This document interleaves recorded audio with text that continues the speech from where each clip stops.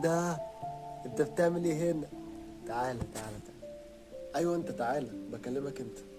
عارف انك مريت بظروف صعبة وحاسس بيك، وعارف انك تعبان ومرهق، وحسيت كتير بخذلان، وحاجات كتير كان نفسك فيها بس ما كملتش، ما وصلتش ليها.